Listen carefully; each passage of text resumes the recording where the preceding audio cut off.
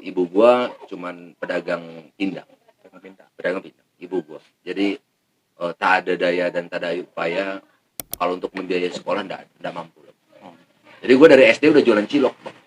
Welcome to Brandaken. Sengaja abang saya undang ke sini, saya mau pamerin aja. Oh, pamer aja. Pamer aja. Iya kan? Karena abang ini anggota dewan. Iya. Jadi harus banyak buku dong. Oh iya benar. Iya. Jelas, referensinya jelas. Referensinya jelas. Betul. Jadi kalau ngomong nggak ngaco. Nggak ngaco eta. Emang selama ini dewan selalu ngaco emang? Enggak juga, Oh, tapi ada aja. Oh, ada aja ya. Oh, kadang-kadang abang sih begitu. Iya kan?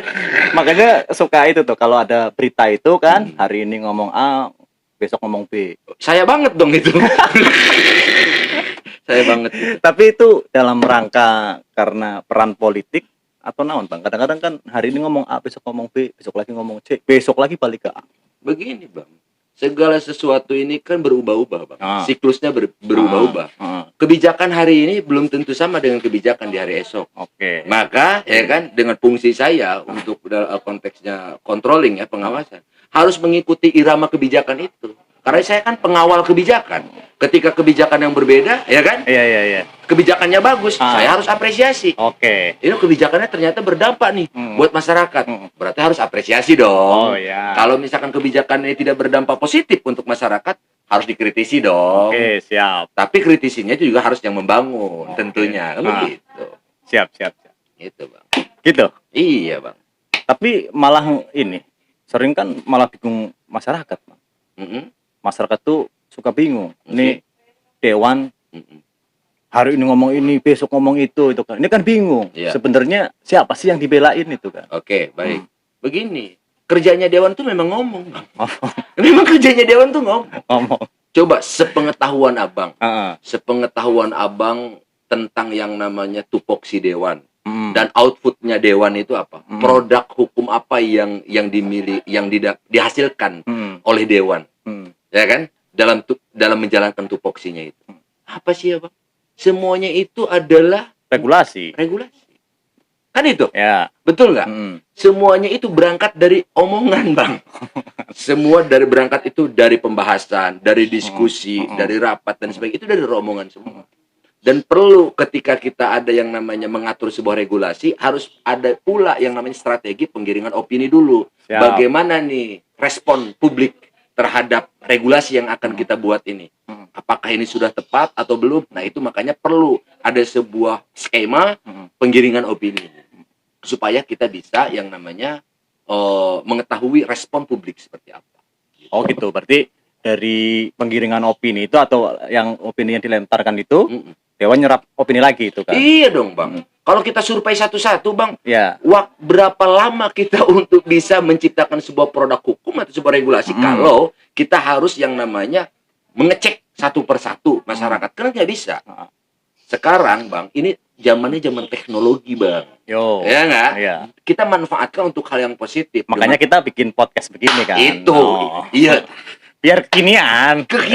Bang. Artinya informasi ini kan mudah tersampaikan kepada masyarakat dengan kita memanfaatkan teknologi dengan positif.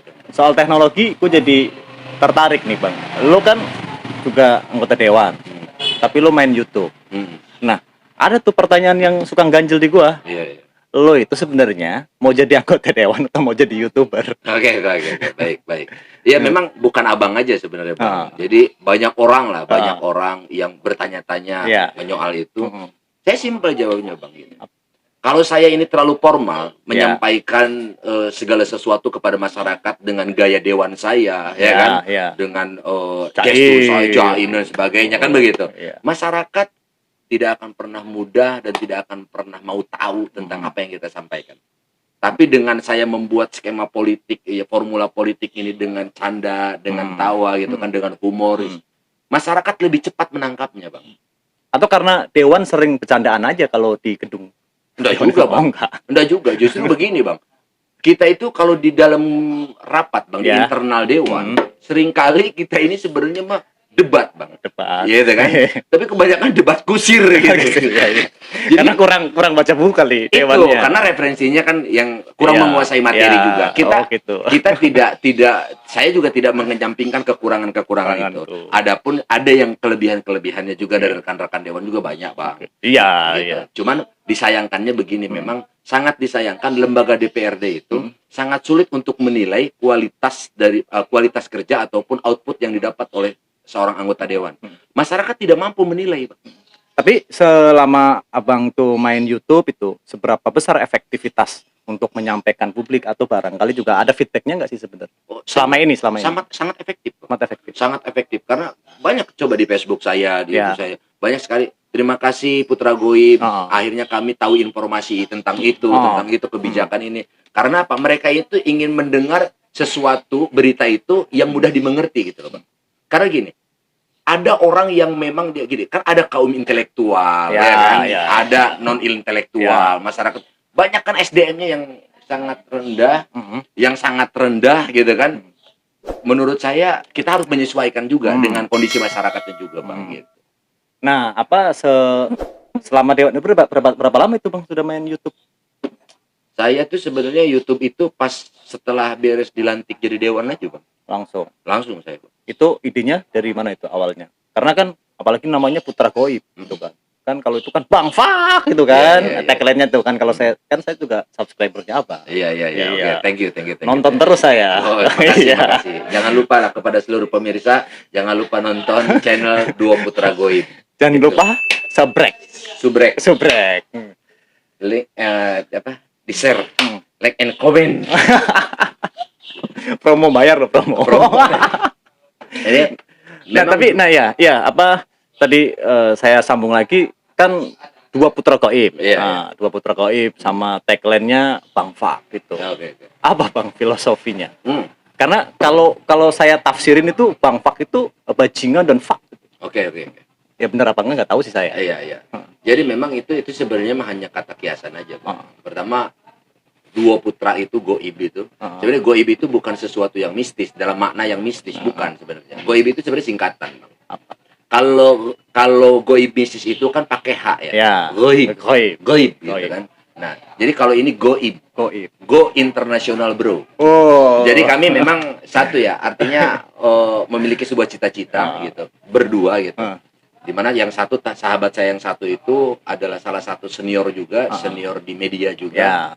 KD itu kan, KD Gogo itu artinya salah satu mentor saya juga sama kayak abang gitu loh. Artinya saya berharap saya bisa melakukan itu semua dengan dia, banyak belajar. Sebenarnya lebih kepada saya harus banyak belajar gitu. Coba berinteraksi dengan beliau gitu kan, dan berimprovisasi langsung dengan beliau, mengimbangi beliau. Artinya minimal saya bisa mengikuti irama beliau, pola pikir beliau. Saya minimal itu gitu loh, Bang, sebenarnya. Bukan saya ingin membanggakan diri bahwa saya ini pintar gitu kan, cerdas, hebat, enggak. Justru saya lagi proses belajar gitu. Sorry gue potong, Bang. Apa kan kalau lo main YouTube itu kan bisa lama kan, 30 menit, bahkan ada yang lebih gitu kan. Ngecaprak gitu kan, walaupun saya nggak ngerti juga sih bahasanya. Tuh ya sering ketawa aja gitu. Soalnya kan orang Sunda, saya kan nggak ngerti itu bahasa Sunda. Taunya bahasa Jawa. Nah, lo kalau mau bikin konten itu Bang, biasanya ini dulu nggak, di konsep dulu, terus diskusi panjang dulu sama Kak Gogo itu kan, karena saya lihatnya ya nyekrup juga sih itu kan. Nah itu di konsep dulu atau gimana? Enggak. Jadi enggak sama sekali, itu semuanya yang saya buat itu dadakan, Bang. Jadi semua saya dadakan karena saya orangnya gini, saya tuh gimana feel, Bang. Kalau feel-nya dapet gitu kan, udah bikin ngedadakan aja. Pokoknya semuanya yang sekarang beredar itu video itu asli, bukan hasil rancangan konsep dulu segala macam, enggak, itu benar-benar dadakan. Dan ada juga beberapa berita yang memang kita random juga, Bang. Random aja gitu kan, random. Coba kita bacakan berita ini supaya bisa menyampaikan informasi kepada masyarakat bahwa dia ada berita tentang ini, tentang ini gitu. Nggak salah loh, Bang. Jadi anggota dewan. Nggak salah. Kenapa? Pintar ngomong. Pengedan. enggak, karena gini, Bang. Ini masyarakat kadang-kala kan banyak, ini biar satu persepsi. Enggak itu dulu. Karena dari 45 anggota dewan tuh, itu kan gue jurnalis. Iya. Setiap hari sering ketemu, sering ke dewan kan, wawancara. Itu kalau kita persentase nggak nyampe 2%. 0 sekian persen. Maksud sih, Bang? Paling jadi termasuk pimpinan gua dewan, di dalam termasuk itu. lo. Yang tidak masuk dalam kategori hebat itu ya. Ya enggak sih, tapi lumayan paling banyak kan. Gitu. Selama ini gue baca itu kan. Kebetulan sini kan saya lagi off nih, tapi saya sering lihat tuh lagi-lagi Kakak Pujianto, ketua Komisi 2. Ketua Komisi 2 lagi-lagi Kakak Puji. Nah, ini apakah anggota dewan yang lain itu nggak mau ngomong atau memang mereka low profil? Iya. Kalau saya kira sih begini, Bang. Mereka bukan nggak berani ngomong karena gini. Banyak orang yang memang dia tidak mau berkomentar dalam segala masalah itu tentang isu-isu publik itu biasanya karena memang satu masalahnya takut salah. Nah, ini yang jadi masalah. Makanya ini kan perlu ada yang namanya kita revolusi mental. Nah, jadi mentalnya juga harus dibangun, Bang. Harus kita betul-betul bisa membangun mental kita ini. Jangan ada rasa takut salah, Bang. Justru kalau misalkan kita salah, jadikan itu pelajaran. Oh iya. Gitu kan? Harusnya. Saya kan sering dong, saya juga dikritik gitu kan sama teman-teman. Kakak Puji, salah begini. Nah, ini kan kritik membangun namanya kan. Akhirnya jadi pelajaran buat saya gitu. Tapi kan memang di politik harus begitu kan? Iya, memang harus begitu. Nggak boleh salah, tapi boleh bohong. Ya, itu. Jadi gini, bohong itu ini kan tergantung definisi bohong itu apa. Definisi bohong itu apa? Iya kan, saya cuma pernah dapat anekdot itu. Bener nggak sih kalau di politik itu boleh bohong tapi nggak boleh suara masuk? Itu UMKM yang perlu diperhatikan. Iya. Itu bidang lo juga kan? Hah? Bidang lo juga kan? Bidang gue juga. Oke, bidang lo memang paling banyak kan? Paling banyak. Pokoknya komisi air mata aja. Komisi air mata. Dari urusan tek-tek sampai urusan bengek ada di gua. Ada. Komisi 2. Iya, urusan bisul, urusan kesrek, buduk, segala macam sampai Covid-19 pun ada di gua. Semuanya. Komisi 2 itu memang komisi seksi ya. Komisi seksi. Nah, itu. Lo berarti termasuk yang hebat, Bang. Oh gitu ya. Iya, lo kan anggota dewan baru kan? Baru kali ini kan jabatan anggota dewan. Tiba-tiba muncul. Diumumkan tuh pleno.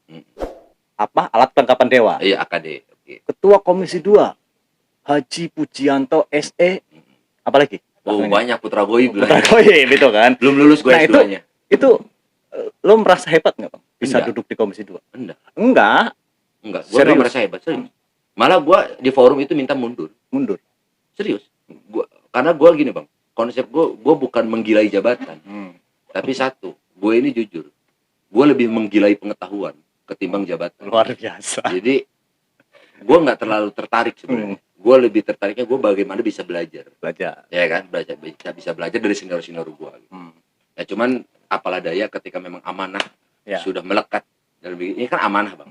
Gue juga harus berarti pertama gue harus benar-benar yang namanya belajarnya lebih cepat lagi gitu kan, untuk lebih bisa menguasai materi, lebih bisa menguasai kondisi Kota Serang dan sebagainya. Karena jujur Komisi 2 ini yang sangat langsung bersentuhan dengan masyarakat. Karena ada apa bidangnya, Bang? Kesehatan, pendidikan, ekonomi, kesejahteraan masyarakat. Pendidikan banyak banget. Dan semua mitra OPD-nya tuh seksi semua. Banyak yang ngajar kayaknya. Ya? Banyak yang pengen kayaknya. Ya, saya kira sih bukan kayaknya, tapi sudah pastinya gitu. Iya, makanya saya bilang lu termasuk yang hebat. Lu bayangin kalau saya setahu saya kan Ketua Komisi 1, Pak Bambang Janoko, senior, ketua partai. Betul. Itu kan. Udah berapa periode? 3 periode apa 2 periode? 3 periode. Komisi 2, Pak Pujianto. Itu kan pendatang baru. Komisi 3 ada Pak Ridwan. Setahu saya juga 2 periode. Iya. Senior juga di PKS. Terus Komisi 4. Pak siapa sih? Heri Mubarok. Nah, itu juga junior juga. Iya. Dan gua nggak kenal. Hah? Nggak kenal. Masa? Beliau lebih terkenal daripada gue loh. Enggak, tapi di berita-berita yang gue baca jarang muncul Komisi 4. Padahal komisi seksi. Iya. Masih mungkin saya aja yang kuper kali ya. Abang kurang baca berita. Iya. Banyak loh. Teman-teman media banyak. Oke. Itu. Tapi gini, Bang, lo sudah diamanahi sama masyarakat Kota Serang di Komisi 2 itu. Lo anggap ini sebagai puncak kesuksesan atau masih perlu dikejar lagi? Oke. Saya jujur dalam panggung politik, Bang, saya punya ambisi. Bukan ambisius ya. Iya. Saya punya ambisi. cita-cita aja lah ya. Cita-cita lah. Saya punya cita-cita. Ekspektasi gue dalam berpolitik itu bagaimana gue bisa menjadi seorang eksekutor, bisa menjadi orang yang bisa menjadi pemangku kebijakan. Intinya ya mungkin lebih ke eksekutif, mungkin ke depan, atau mungkin mudah-mudahan Allah ridho jadi presiden, kenapa tidak? Jadi jangan tanggung. Wali kota dulu. Ya? Wali kota dulu. Saya pokoknya ini kan Pak Jokowi kan jadi wali kota dulu. Wali kota, gubernur gitu. Baru presiden. Betul. Kayaknya langkah beliau juga patut ditiru. Patut ditiru. Tapi saya jujur aja, kebijakannya belum tentu bisa ditiru sama saya. Ya, kalau itu kan soal kondisi masyarakat kita seperti apa kan? Iya, itu. Berarti nanti 2024 nyalon. Tergantung abang. Iya. Kalau kata abang nyalon, saya nyalon. Bang. Nyalon, gitu. Iya, gitu bang. Saya jujur aja. Lawan petahana loh bang. Nah, lawan petahana. Nggak ada takutnya saya. Petahananya 2 lagi. Nggak ada takutnya saya. Nggak ada takutnya. Nggak ada takutnya. Lu takutnya sama siapa? Hah? Takutnya sama siapa? Jujur ya. Gue cuman takut itu ketika gue satu mati nggak ada yang gotongin, nggak ada yang nguburin, cuman itu. Sama orang tuanya nggak takut? Hah? Sama orang tua nggak takut? Sama orang tua gue, bokap gue udah nggak ada. Nyokap ada. Gue nggak takut, tapi segan. Iya, gua hormat lah ya. Oh, hormat gue beda. Kalau nggak ada manusia yang gue takutin gitu. Kalau sama istri? Hah? Sama istri? Just gue bukan takut. Iya. Bukan takut, tapi menghormati. Oh iya. Keren. Tapi jangan-jangan kita lagi podcast di telepon mami. Udah sorry bro, gue balik dulu.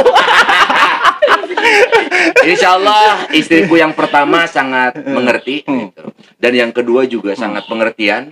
Dan yang ketiga istri saya sangat pemberian bang. Sama pemberian. Iya gitu. Istri lu kaya ya? Hah? Istri lu kaya ya? Istri gua. Jujur sebenarnya bukan istri gua yang kaya bang. Siapa? Tapi orang tuanya yang kaya bang. Orang tuanya. Istri gua mah bukan nggak kaya. Beliau bukan cuma pengusaha ecek-ecek lah. Sama kayak gua kan. Tapi kan warisannya banyak. Kenapa? Warisannya banyak. Ya kan berarti kan kekayaan bapaknya. Oh, iya. Orang tuanya. Jadi yang kaya itu harus ditegasin nih. Karena dia punya warisan banyak nih, abang kawin. Kenapa? Karena dia punya warisan banyak. Jauh kawin. Sebelum dia kaya, iya. Sekarang gue udah kawinin dia bro. Oh gitu. Iya, dia kayanya itu kan setelah pasca meninggalnya orang tuanya, gitu kan. Kalau dulu mah kagak kaya. Oh, setelah orang tuanya nggak ada, terus dapat warisan jadi kaya. Lu tahu nggak? Gue ngejar-ngejar bini gue kenapa? Kenapa? Dia dulu ngaku ke gue tuh anak tukang sayur bro. Masa? Demi Allah. Jadi dia bilang ke gue katanya, aku anak pedagang sayur di Rau. Iya. Gua kejar-kejar dia nggak ngaku anak siapa.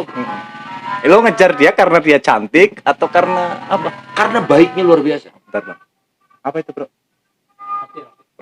Roti, borong kalau di borong. Sekarang katanya dia mah kode, takoni kode. Bro, beli, bro, beli. Oh ya, tuh, Ken. Sama Om Ken. Dulu apa sekalian? Masih dimatiin, biarin aja. Apa? Tenang aja. Ini kok pembahasannya jadi langsung ke situ sih? Katanya mengenal lebih dekat dulu sosok.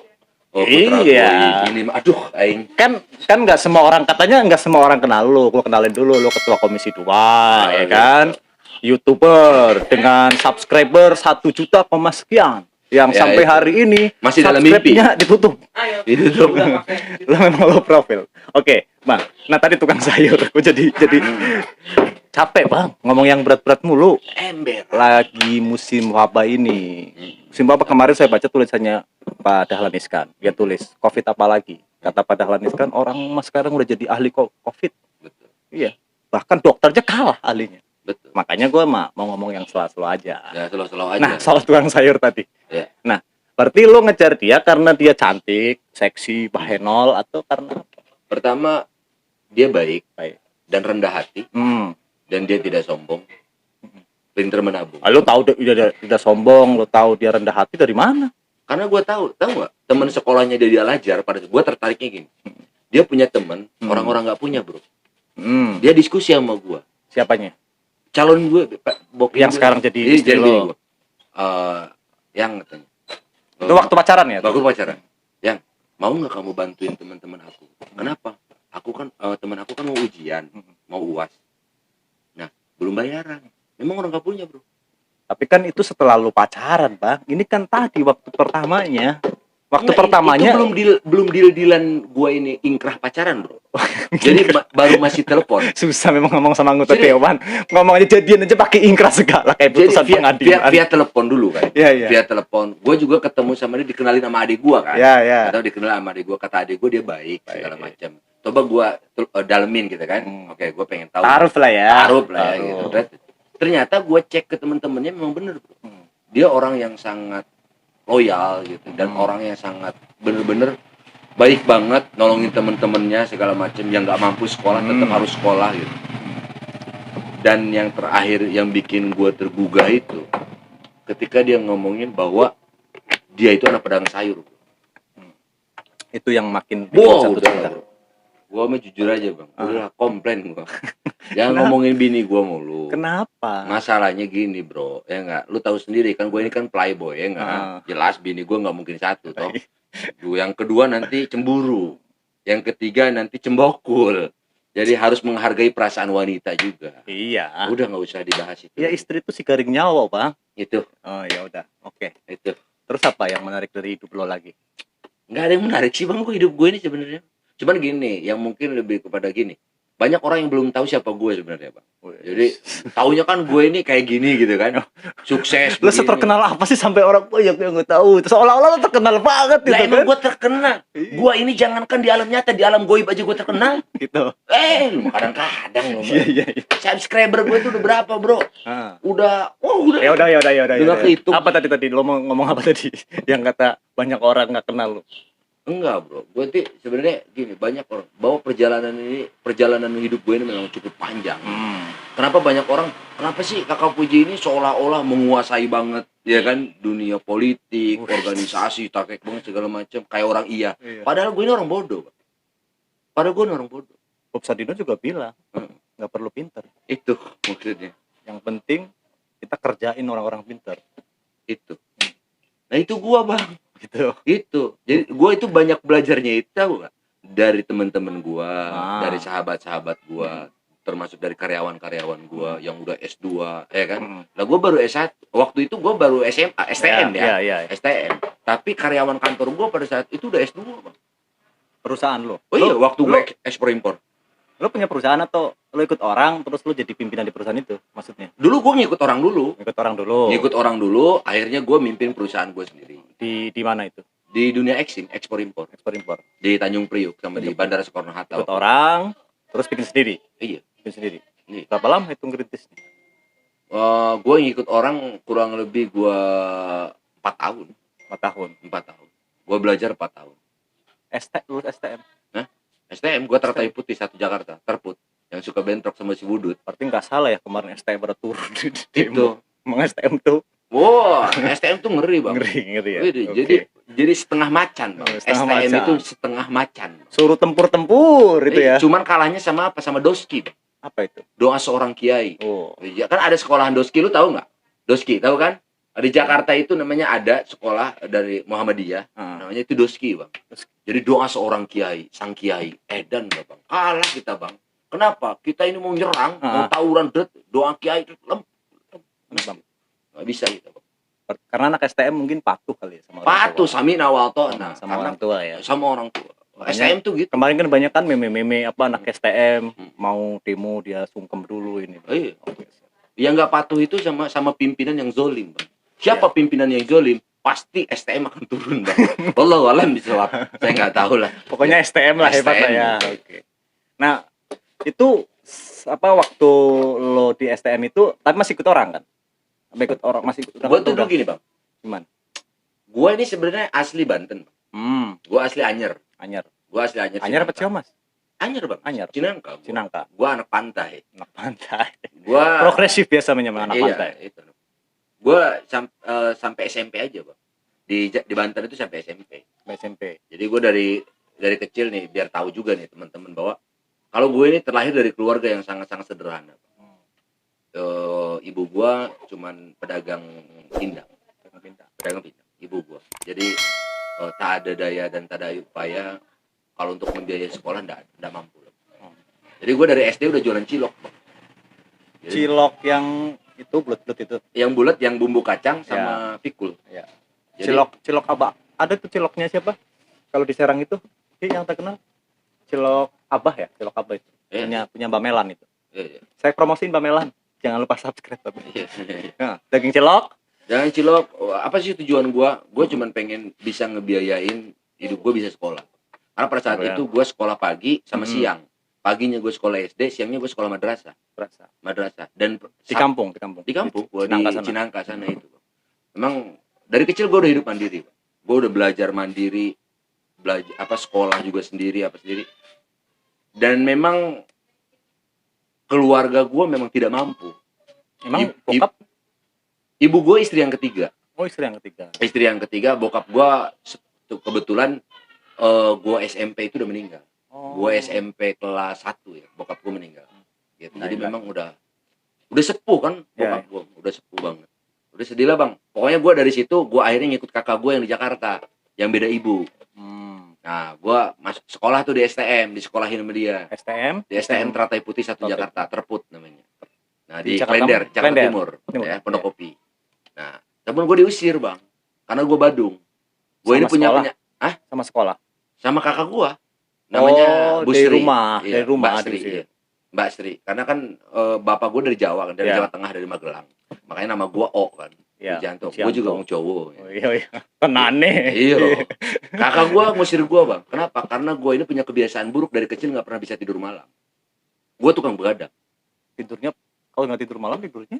Gue pasti tidur itu jam 3 subuh, jam 3 pagi atau setelah sholat subuh. Biasa kalau lolos ketiduran itu biasanya jam 3 pagi gue suka lolos tuh. Nah, tapi kalau misalkan nggak lolos, gue sholat subuh dulu baru tidur. Nah, makanya gue STM pada saat itu masuknya siang, Bang. Jadi gue jam siang, masuk jam 1. Ada ya sekolah begitu? Ada, Bang. Ada, masuk siang. Gue juga dulu SMA-nya masuk siang sih. Lah itu. Karena gue angkatan pertama, Bang. Sekolah gue belum punya gedung. Lah sama. STM Teratai Putih itu pada saat itu, Bang, itu dibagi 2, Bang. Dibagi 2 untuk kelas yang pagi itu yang udah kelas 3, kelas 2, kelas 3. Karena kurang kelas. Kurang kelas. Jadi gua yang baru masuk kelas 1 masuknya siang. Itu. Jadi dari perjalanan hidup gue itu memang udah mandiri, gue diusir, udah gue tidur di emperan. Dari sekolah itu gue jadi supir bajai. Tapi sekolah masih lanjut? Masih lanjut. Berhentinya gue sekolah itu ketika gue berantem. Jadi gue pada saat itu ya di Klender itu ngebacok orang. Jadi Badung juga lu ya? Gue Badung. Dunia gue memang dunia yang sangat kelam banget. Bener-bener. Gue itu tukang tawuran, Bang. Jadi badan gue udah habis. Tapi memang masih mending orang yang ini sih, mantan Badung gitu kan. Ya, itu maksudnya. Tapi kalau bisa sih dari kecil memang alim itu kan. Ya kalau bisa. Tapi kalau gue kan memang udah perjalanan hidupnya takdir hidup lah ya. Takdir hidup. Oke, siap. Sampai lulus tapi lulus STM? Enggak. Gue enggak lulus STM. Enggak lulus gue. Gue sampai kelas 3 semester awal. Gue berhenti karena buronan waktu itu. Gue jadi buronan, gue balik kampung. Di situ gue pesantren. Gue banyak pesantren juga, termasuk di Ciledug juga sebelahnya Yusuf Mansur. Terus kan lu tadi kerja STM. Tinggalin semua atau gimana? Iya, ditinggalin semua sama gue. Jadi gue jadi supir bajai itu, Bang. Jadi tukang ojek, semir sepatu, tukang nyapu, tukang parkir. Gue jalanin semua. Gitu kan? Jadi bayangin sama lu, Bang. Nih, kadang-kala kalau gue nggak tidur, Bang. Kan itu gue tidur kan di bekas-bekas toko tuh. Di Klender itu, bekas-bekas toko yang udah nggak kepake. Bekas orang kencing lah segala macem. Gue cuma satu. Baju sekolah tuh cuma satu, Bang. Punya satu baju sekolah. Dan gue sekolah pakai sepatu bot. Yang tukang daging. Yang buat tukang-tukang bangunan itu juga? Iya. Udahlah pokoknya perih banget hidup gua. Dan itu, Bang, yang paling bikin gua bangga itu adalah gua bisa melewati semua tantangan itu, rintangan itu. Walaupun gua tidak harus lulus dengan ijazah STM, tapi gua pernah sampai kelas 3. Akhirnya gua untuk ngejar kuliah itu gua pakai C, Bang. Pakai C. Sambil dapat ijazah baru kuliah. Kuliah di mana? Kuliah di mana? Gua di Syahid. Terus akhirnya lulus gue di Tribuana. Di Tribuana akhirnya gue S1 lulus. Sarjana ekonomi ya. Nah, akhirnya S2-nya gue di Uniba. Sampai akhirnya jadilah Uji sebagai wakil rakyat. Alhamdulillah wa syukurillah wa ni'matillah. Nah, ini kan amanah ya. Apa ya sedih sih dengernya, tapi inspiratif lah. Ternyata gua kira ya perjalanan hidup gua lebih perih, ternyata ada orang yang lebih perih. Ya, cuman ini jadi pelajaran juga Bang. Jadi guys, jangan orang itu pengen instan. Ya. Jadi pengen sukses instan, itu jangan, hilangkan itu. Jadi imajinasi itu hilangkan. Karena gini, usaha ikhtiar, konsisten, itu adalah salah satu kunci keberhasilan. Gue itu orangnya satu, gue kalau belum berhasil terus aja Bang. Gue konsisten orang. Terus, gue konsisten kerja keras, itu harus dilakukan. Gue sampai Bang, waktu pertama kali kerja di Priok itu Bang, itu gue nggak digaji sama bos gue namanya Pak Antung. Mudah-mudahan panjang umur beliau, itu guru saya, mentor saya. Dia nggak gaji gue Bang. Tapi kasih terus nggak gaji Ilmunya. Targetan, makanya gue bilang gue lebih gila pengetahuan Bang. Lebih gila ilmu. Gue nggak dikasih duit bertahun-tahun Bang. 2 tahun nggak digaji sama sekali. Tapi lo banyak belajar dan itu Banyak belajar. yang jadi bekal lo untuk menapaki kehidupan hingga sampai sekarang. Iya. Itu beliau lah mentor gue tuh. Tuh, dengerin tuh kalau mau lihat orang itu jangan lihat suksesnya, Bro. Prosesnya. Tapi pelajarin prosesnya. Prosesnya. Tuh. Karena ikhtiar tidak akan mengingkari hasil tidak akan mengingkari ikhtiar katanya. Iya. Oke, siap. Nggak akan pernah mengkhianati. Keren sih. Saya punya keyakinan itu Bang. Dan gue buktiin sekarang. Gue buktiin. Dan ibu gue masih hidup. Ya. Silakan aja. Orang-orang teman-teman gue yang tahu dulu gue susahnya seperti apa, teman-teman gue sekolah segala macam, guru-guru masih ada Bang. Masih ada Bang. Gue ini sampai cacat sampai detik ini gue nggak bisa nulis karena cacat. Nggak bisa nulis gimana? Gue nggak bisa nulis kayak lu. Masa sih? Serius? Coba dong ambil ini. Serius? Gue nggak bisa nulis. Coba. Serius? Gue nggak bisa. Serius? Gue nggak bisa nulis. Nih, coba di sini nulis Pujianto, Ketua Komisi 2. Masih nggak bisa nulis. Tuh, ya.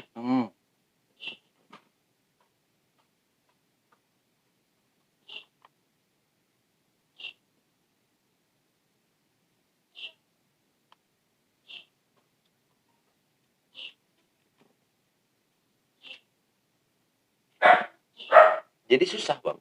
Untuk menulis begitu aja susah. Ini bagus ya. Nih. Bagus kan? Bagus menurut lu. Tapi nggak tahu sih. Tapi lo nggak bisa nulis gimana waktu kuliah, Bang? Makanya gue lebih menguasai teknologi Bang. Emang lo kuliah udah ada teknologi? Gue ada Bang. Dulu pakai communicator Bang.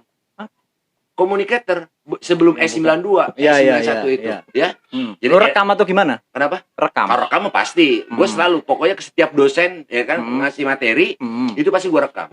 Termasuk gue sekarang gue selalu rekam, Bang. Jadi perjalanan hidup gue ngobrol, gitu kan. Kalau untuk ngebahas tentang pengetahuan, tentang ya kan materi, itu selalu gue rekam. Itu yang bikin lo kuat storytelling kali ya? Iya itu. Karena gue akan selalu dengar berulang-ulang. Iya. Karena gue daripada membaca, gue punya kelemahan. Iya, karena gue lihat kalau lo ngecaprak di YouTube itu, ini orang baca apa nggak sih kecaprak gitu kan? Kan nggak semua orang bisa ngomong begitu ya. Panjang tapi runut dan ya gokil juga itu, bercanda itu. Itu karena jadi ada hikmahnya juga ya Bang, lo nggak bisa nulis. Ada hikmahnya. Ada hikmahnya. Jadi di balik kelemahan seseorang itu akan ada hikmah yang itu jadi kekuatan orang. Iya, dan abang perlu tahu ada sebuah sejarah. Gitu.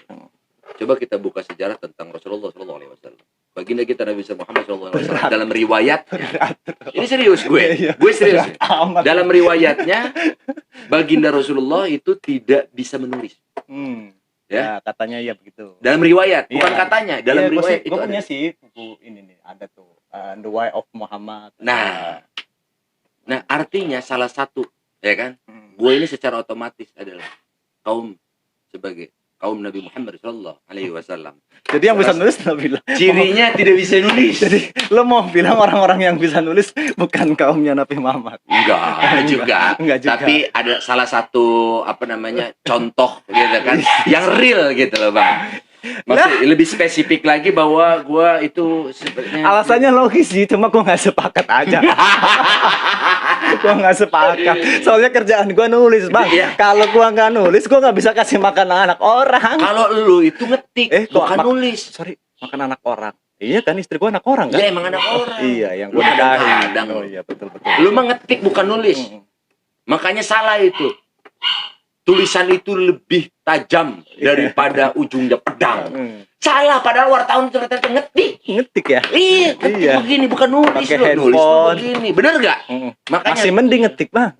Ini mah copy paste. Copy paste. Nah itu junior lu bang, bukan lu. Kalau lu mah gue tahu. Kalau lu gue tahu banget lah. Track record lu udah gue tahu banget. Makanya kenapa lu gue anggap mentor gue, kakak gue, abang gue, senior gue. Udah. Itu. Apa? Gulanya jangan kebanyakan. Itu nanti diabetes. Kalau udah diabetes itu penyakitnya kronis. Itu bahaya, Bang. Bahaya. Makanya harus pejabat itu harus sering menerima kritikan. Tapi kritikan yang membangun. Kata abang, obat itu pahit. Jamu itu pahit. Tapi membuat kita sehat. Betul nggak? Dari sakit jadi sehat. Nah sama dengan kritikan tadi. Iya kan? Jadi akhirnya kita jadi pelajaran. Yang salah dikritik, diperbaiki. Hasilnya akan lebih maksimal. Kan gitu? Akan menyehatkan segala-galanya akhirnya kan gitu. Nah, tapi kalau misalkan orang anti kritik, pasti bang, stroke, penyakit gula. Denger ini, Ketua Komisi 2 katanya nggak anti kritik. Ntar gue kritik loh. Gue sering dikritik, capek gue. Makanya gue menghindar sekarang dari ini. Gue muncul di berita, selalu kan diomongin. Cari panggung. Pala lu peang, gue cari panggung. Yang ngomong siapa? Ya kan orang kan. Orang atau sesama rekan di sana? Iya pastinya mah yang jelas begini bang. Orang yang nggak suka. Kenapa? Iya. Di hidup gue ini bang, banyak yang nggak sukanya daripada yang sukanya. Karena apa? Ya kalau gue sih sederhana. Pertama kenapa lo sering banyak wawancara dan mungkin teman-teman wawancarai. Pertama ya lo welcome itu kan. Terus lo Ketua Komisi 2. Kebetulan kan problem di Kota Serang ini kan pendidikan, kemiskinan, pengangguran. Nah itu kan semua tupoksi lo. Makanya gue minta lu lah ngomong itu kan. Betul. Ditambah lu memang paling gampang kayaknya dihubungi. Gue mah. Ya kan kemarin kalau nggak salah itu waktu kita bikin acara haul Bapak Tirto itu, lu tuh termasuk salah satu penyumbang terbesar lo. Jangan dibuka kadang-kadang. Enggak, gue nggak buka berapanya tapi lo masuk ini. Meskipun gue sih nggak ngelihat ya nilai besar kecilnya karena buat Sewaya dan teman-teman itu siapapun yang membantu kita menyumbangkan, apalagi itu acara sosial, kita sangat berterima kasih. Amin, bro.